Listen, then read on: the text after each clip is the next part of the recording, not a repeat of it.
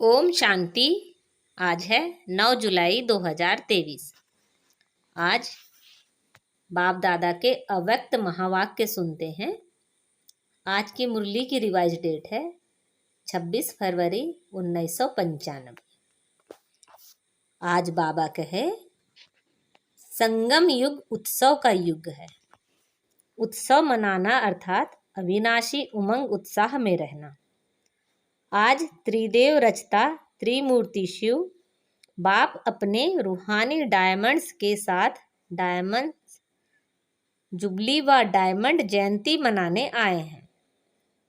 इसी विचित्र जयंती को डायमंड जयंती कहते हो, क्योंकि बाप अवतरित होते ही हैं कौड़ी समान आत्माओं को हीरे तुल्य बनाने। तो बाप दादा चारों ओर के बच्चों को जो हीरे से भी अमूल्य हैं सबको सामने देख रहे हैं। बाप दादा के आगे सिर्फ मधुबन की सभा नहीं है, लेकिन विश्व के चारों ओर के ब्राह्मण बच्चों की सभा है। सबके दिल की मुबारक इसके स्नेह भरे गीत कहो, बोल कहो। बाप समीप से सुन रहे हैं। दिल का आवाज दिलाराम के पास पहले पहुंचता है। तो बाप दादा देख रहे हैं कि बच्चों के सेवा का प्रत्यक्ष प्रमाण चारों ओर से मधुबन बाप के स्वीट होम तक पहुंच रहा है। वैसे भी शिव जयंती को उत्सव कहते हैं। यथार्थ रीति से उत्सव आप ब्राह्मण ही मनाते हो, क्योंकि उत्सव का अर्थ ही है सर्व उत्साह उमंग में रहें।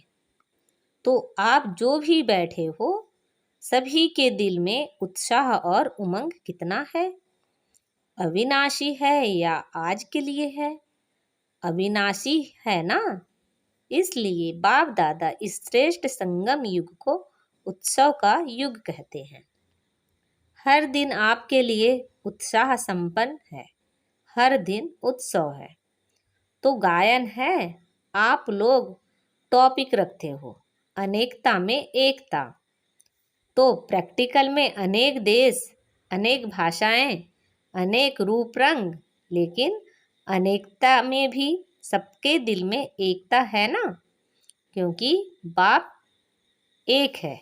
चाहे अमेरिका से आए हो, चाहे अफ्रीका से आए हो, लेकिन दिल में एक बाप है। एक श्रीमत पर चलने वाले हो। तो बाप दादा को अच्छा लगता है कि अनेक भाषाओं में होते हुए भी मन का गीत, मन की भाषा एक है। चाहे किसी भी भाषा वाले हो, काला ताज तो मिला है। सभी हेडफोन से अपनी अपनी भाषा में सुन रहे हैं। अभी यही काला ताज बदलकर गोल्डन हो जाएगा, लेकिन सबके मन की भाषा एक है और एक ही शब्द है, मेरा बाबा। सभी भाषा वाले बोलो मेरा बाबा।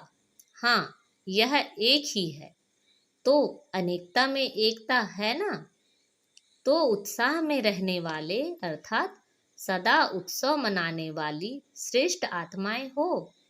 कभी भी उत्साह कम नहीं होना चाहिए। पहले भी सुनाया था, ब्राह्मण जीवन का सांस है उमंग उत्साह। अगर सांस चला जाए तो जीवन सेकंड में खत्म हो जाएगी ना। तो ब्राह्मण जीवन में यदि उमंग उत्साह का सांस नहीं तो ब्राह्मण जीवन नहीं। जो सदा उमंग उत्साह में होगा वो फलक से कहेगा कि ब्राह्मण है ही उमंग उत्साह के लिए। और जिसका उमंग उत्साह कम हो जाता है उनके बोल ही बदल जाते हैं। वो कहेगा है तो सही, होना तो चाहिए, हो जाएगा। तो ये भाषा और उस भाषा में कितना अंतर है। उसके हर बोल में तो जरूर होगा, होना तो चाहिए। तो ये जो तो होता है ना, ये उमंग उत्साह का प्रेशर कम होने से ही ऐसे बोल, कमजोरी के बोल निकलते हैं। तो उमंग उत्साह कभी कम नहीं होना चाहिए। उमंग उत्साह कम क्यों होता है? बाप दादा कहते हैं सदा वाह वाह कहो और कहते हैं वाई वाई क्यों क्यों। अगर कोई भी परिस्थिति में वाई शब्द आ जाता है तो उमंग उत्साह का प्रेशर कम हो जाता है। बाप दादा ने अगले साल भी विशेष डबल फॉरेनर्स को कहा था कि वाई शब्द को ब्राह्मण डिक्शनरी में चेंज करो। जब वाई शब्द आए तो फ्लाई शब्द याद रखो तो वाई खत्म हो जाएगा।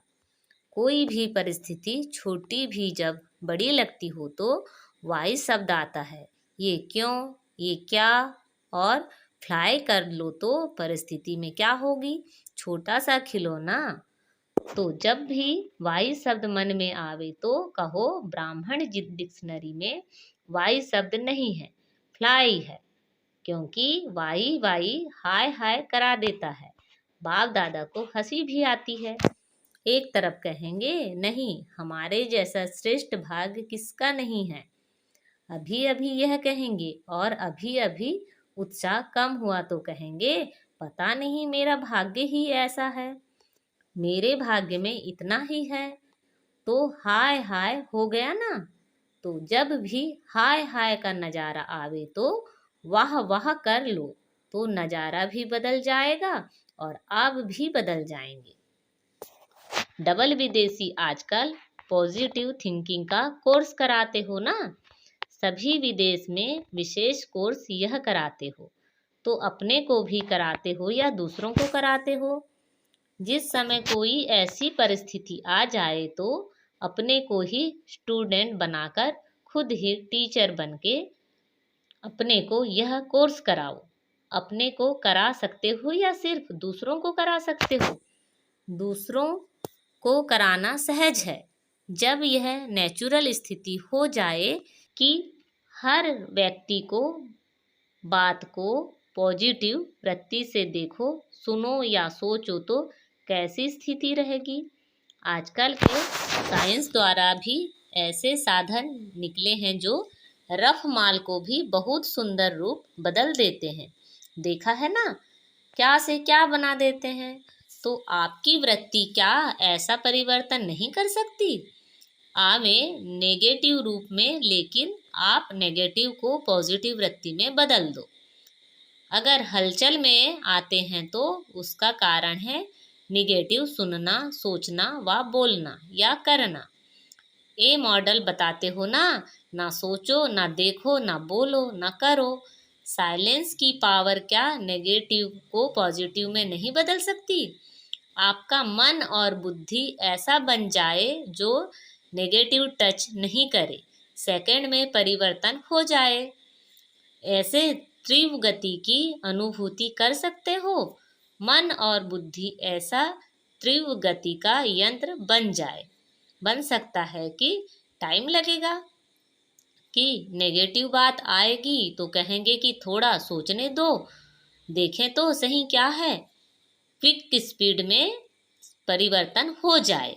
इसको कहा जाता है ब्राह्मण जीवन का मजा मौज। अगर जीना है तो मौज से जियो। सोच सोच कर जीना वो जीना नहीं है। आप लोग औरों को कहते हो कि राजयोग जीने की कला है, तो आप लोग राजयोगी जीवन वाले हो ना, कि कहने वाले हो? जब राजयोग जीने की कला है तो राजयोगियों की कला क्या है? यही है ना। तो उत्सव मनाना अर्थात मौज में रहना, मन भी मौज में, तन भी मौज में, संबंध संपर्क भी मौज में। कई बच्चे कहते हैं अपने रीति से तो ठीक है, अपने मौज में रहते हैं, लेकिन संबंध संपर्क में मौज में रहें यह कभी कभी होता है, लेकिन संबंध संपर्क ही आपके स्थिति का पेपर है। यदि स्टूडेंट कहे वैसे तो मैं पास विद ऑनर हूँ, लेकिन पेपर के टाइम मार्क्स कम हो जाती है, तो ऐसे को क्या कहेंगे? तो ऐसे तो नहीं हो ना, फुल पास होने वाले हो ना। बाप दादा ने सुनाया है कि जो सदा बाप के पास रहते हैं वो पास हैं, पास नहीं रहते तो पास नहीं हैं। तो सदा कहाँ रहते हो? दूर रहते हो या पास नहीं रहते हो? डबल विदेशियों को तो डबल पास होना चाहिए ना। अच्छा, तो डबल विदेशियों ने इस बारी हाई जंप लगा दी है। मधुबन में हाई जंप लगाकर पहुंच गए हैं। इस बार हर वर्ष से ज़्यादा संख्या में डबल विदेशी मधुबन पहुंचे हुए हैं। अच्छा, डबल विदेशियों को भी कईयों को पटरानी बनने का चांस तो अच्छा मिला है। पटरानी बनने में मज़ा है कि नहीं? आप लोगों को तो अटैची इतनी है जो उस पर ही सो सकते हैं, क्योंकि एक बड़ी लाते हैं एक छोटी लाते हैं। तो छोटी को तकिया बनाओ, जगह बच जाएगी ना। अच्छा लगता है। बाप दादा सीन देखते हैं कैसे भारी भारी अटैचियाँ घसीट कर ला रहे हैं। अच्छी सीन लगती है ना। संगम पर ये मेहनत भी थोड़े समय की है, फिर तो प्रकृति भी आपकी दासी होगी, तो दासियां भी बहुत होंगी। फिर आपको सामान उठाने की जरूरत नहीं। अभी अपना राज्य स्थापन हो रहा है। इस समय गुप्त वेश में हो, सेवाधारी हो, फिर राज्य अधिकारी बनेंगे। तो सेवाधारियों को तो सब प्रकार की सेवा करनी पड़ती है। जितनी अभी तन मन धन और संपर्क से सेवा करते हो, उतना ही वहाँ सेवाधारी मिलेंगे। सबसे पहले तो ये प्रकृति के 5 ही तत्व आपके सेवाधारी बनेंगे। अपना राज्य भाग स्मृति में है ना। कितने बारी राज्य अधिकारी बने हैं, अनगिनत बार बने हैं और बनते ही रहेंगे। लेकिन राज्य अधिकारी से भी अब का सेवाधारी जीवन श्रेष्ठ है, क्योंकि अभी बाप और बच्चों का साथ है। चाहे किसी भी प्रकार की सेवा है, लेकिन सेवा का प्रत्यक्ष फल अभी मिलता है। बाप का स्नेह, सहयोग और बाप द्वारा मिले हुए खजाने प्रत्यक्ष फल के रूप में मिलते हैं। जब भी कोई विशेष सेवा करते हो और युक्ति युक्त सेवा करते हो तो कितनी खुशी होती है। उस समय के चेहरे का फोटो निकालो तो कैसा होता है। तो एक तरफ सेवा करते हो, दूसरे तरफ प्रत्यक्ष फल आपके लिए सदा तैयार ही है। एक हाथ से सेवा करो, दूसरे हाथ से फल खाओ। ऐसे अनुभव होता है कि सेवा में बड़ी मेहनत है। सेवा में हलचल होती है या नहीं? कभी कभी होती है। ये हलचल ही परिपक्व बनाती है, अनुभव अनुभवी बनाती है। हलचल में इसलिए आते हो जो सिर्फ वर्तमान में देखते हो, लेकिन वर्तमान में छिपा हुआ भविष्य जो है वो स्पष्ट दिखाई देता है, इसलिए हलचल में आ जाते हैं। कोई भी बड़े से बड़ी नाजुक परिस्थिति वास्तव में आगे के लिए बहुत बड़ा पाठ पढ़ाती है। परिस्थिति नहीं है, लेकिन वह आपकी टीचर है। उस नज़र से देखो कि इस परिस्थिति ने क्या पाठ पढ़ाया। इसको कहा जाता है निगेटिव को पॉजिटिव में परिवर्तन करना। सिर्फ परिस्थिति को देखते हो तो घबरा जाते हो, और परिस्थिति माया द्वारा सदा नए नए रूप से आएगी। वैसे ही नहीं आएगी, जिस रूप में आ चुकी है उस रूप में नहीं आएगी, नए रूप में आएगी। तो उसमें घबरा जाते हैं।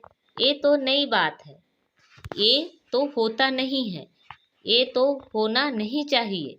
लेकिन समझ लो कि माया अंत तक बहुरूपी बन बहुरूप दिखाएगी। माया को बहुरूपी बनना बहुत जल्दी और अच्छा आता है। जैसे आपकी स्थिति होगी ना, वैसी परिस्थिति बनाकर आएगी।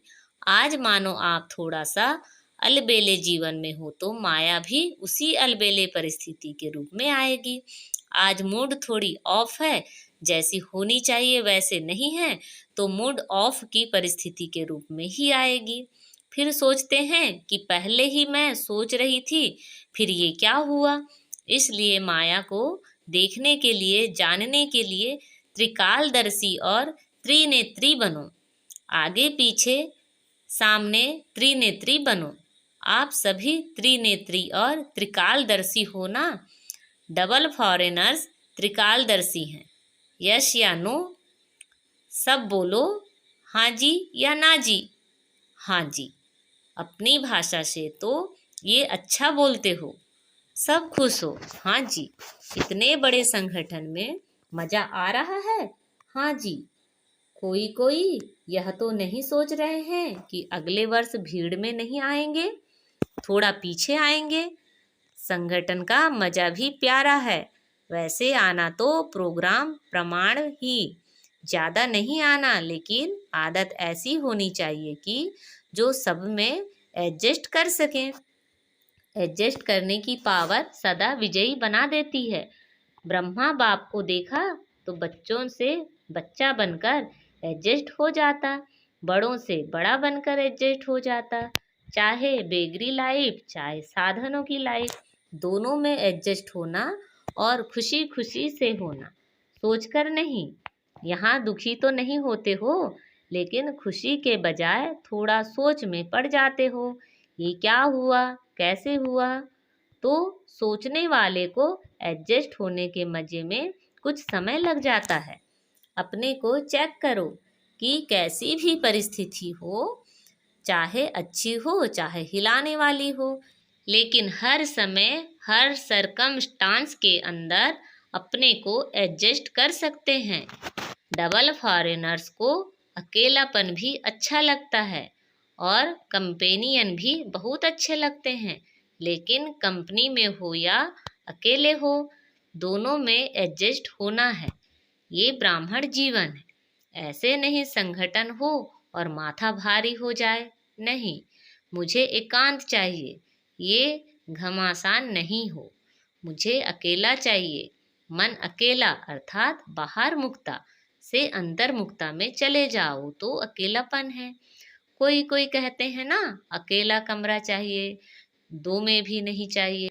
अकेला मिले तो मौज से सो, और 10 के बीच में भी सोना हो तो मौज से सो। फॉरेनर्स 10 के बीच में सो सकते हैं कि मुश्किल है? सो सकते हैं। हाँ जी। अच्छा, अभी अगले वर्ष 20-20 को सुलाएंगे। देखो समय बदलता रहता है और बदलता रहेगा। दुनिया की हालतें नाजुक हो रही है और भी होंगी, होनी ही है। अभी सिर्फ एक स्थान पर अलग अलग होती हैं, आखिर में सब तरफ इकट्ठी होंगी। तो नाजुक समय तो आना ही है। समय नाजुक हो लेकिन आपकी नेचर नाजुक नहीं हो। कईयों की नेचर बहुत नाजुक होती है ना, थोड़ा सा आवाज हुआ, थोड़ा सा कुछ हुआ तो डिस्टर्ब हो गए। कहते हैं नाजुक स्थिति नाजुक नेचर, तो नाजुक नेचर नहीं हो। जैसा समय वैसा अपने को एडजस्ट कर सको। ये अभ्यास आगे चलकर आपको बहुत काम में आएगा, क्योंकि हालतें सदा एक जैसी नहीं रहनी है। और फाइनल पेपर आपका नाजुक समय पर होना है, आराम से समय पर नहीं होना है, नाजुक समय पर होना है। तो जितना अभी से अपने को एडजस्ट करने की शक्ति होगी, तो नाजुक समय पर पास विद ऑनर हो सकेंगे। पेपर बहुत टाइम का नहीं है, पेपर तो बहुत थोड़े समय का है, लेकिन चारों ओर की नाजुक परिस्थितियाँ, उनके बीच में पेपर देना है। इसलिए अपने को नेचर में भी शक्तिशाली बनाओ। क्या करें, मेरी नेचर ये है, मेरी आदत ही ऐसी है, ये नहीं, इसको नाजुक नेचर कहा जाता है। देखो, बाप दादा ने स्थापना के आदि में सब अनुभव करा लिया। जब आदि हुई तो राजकुमार और राजकुमारियों ने से भी ज्यादा पालना साधन सब अनुभव कराया, और आगे चलकर बेगरी लाइफ का भी पूरा अनुभव कराया। तो जिन्होंने दोनों अनुभव किया उनकी आदत बन गई। तो आप लोगों के आगे तो ऐसा समय आया नहीं है, लेकिन आना है। जहाँ भी रहते हो सभी हिलने हैं, सब आधार टूटने हैं। तो ऐसे टाइम पर क्या चाहिए? एक ही बाप का आधार। आप लोग तो बहुत बहुत बहुत लक्की हो, जो आने का समय आपका सहज साधनों का है। सहज साधनों के साथ साथ आपका ब्राह्मण जन्म है, लेकिन साधन और साधना, साधनों को देखते साधना को नहीं भूल जाना, क्योंकि आखिर में साधना ही काम में आनी है। समझा?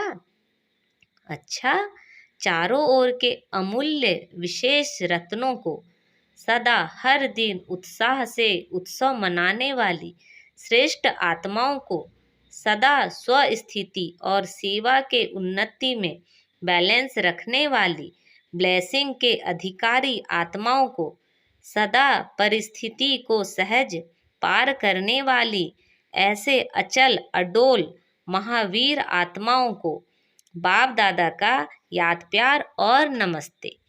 हम सब बच्चों की रूहानी माता पिता बाप दादा को याद प्यार, गुड मॉर्निंग और नमस्ते। आज बाबा ने हमें वरदान दिया है, संपूर्णता द्वारा संपन्नता की प्रारब्ध का अनुभव करने वाले सर्व झमेलों से मुक्त भव। संगम युग पर सागर गंगा से अलग नहीं, गंगा सागर से अलग नहीं। इसी समय नदी और सागर के समाने का मेला होता है। जो इस समय मेले में रहते हैं वह सर्व झमेलों से मुक्त हो जाते हैं, लेकिन इस मेले का अनुभव वही कर सकते हैं जो समान बनते हैं। समान बनना अर्थात समा जाना। जो सदा स्नेह में समाये हुए हैं वह संपूर्णता और संपन्नता की प्रारब्ध का अनुभव करते हैं। उन्हें कोई भी अल्पकाल के प्रारब्ध की इच्छा नहीं रहती। आज का स्लोगन है, सदा एक बाप के श्रेष्ठ संग में रहो तो होलीएस्ट और हाईएस्ट बन जाएंगे। अच्छा, ओम शांति।